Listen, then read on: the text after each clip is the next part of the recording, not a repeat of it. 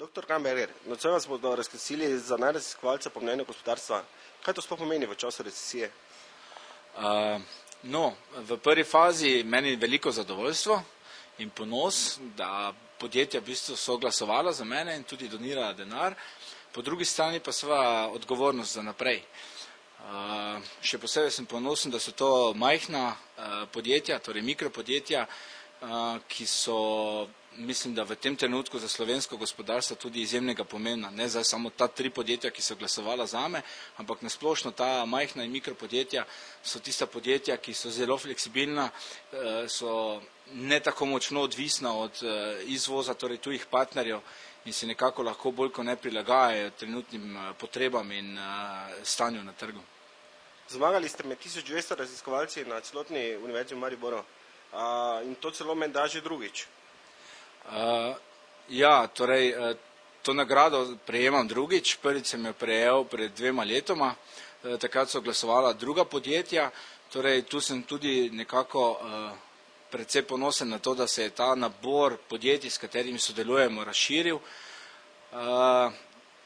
Med 1700 raziskovalci univerze v Mariboru ni čist tako, ne.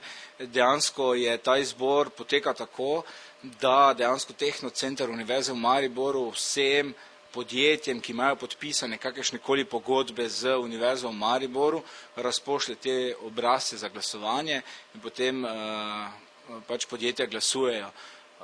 In pač jaz sem tukaj nosilec nekaterih pogodb, ki imamo podpisanih za dolgoročno sodelovanje z nekaterimi temi podjetji, tako da ni čist, da bi med tolikimi zmagal, ne, ampak v ožjem zboru mislim, da je bilo 5 raziskovalcev. Vaše področje je sicer? Področje telekomunikacij in pa elektronike. Projekti pa so kateri, na katerih delate v zadnjem času? V zadnjem času je bilo to predvsem digitalna televizija, ker smo najprej pred 2 letoma precej aktivno delali na tem področju digitalne televizije, zdaj so se projekti že premaknili na področje teh sprejemnih enot, torej set-top boxov, potem so tukaj pa tudi razvoj novodobnih tehnologij, predvsem ciljamo na področje teh možganskih vmesnikov, pretakanje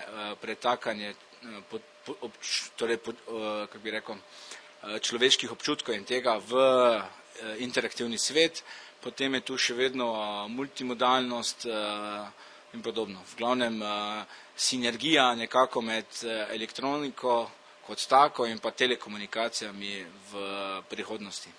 Nocoj boste nagrajenec, kaj bo pa jutri? Jutri bo spet nadalje enak dan, ko je bil zdaj.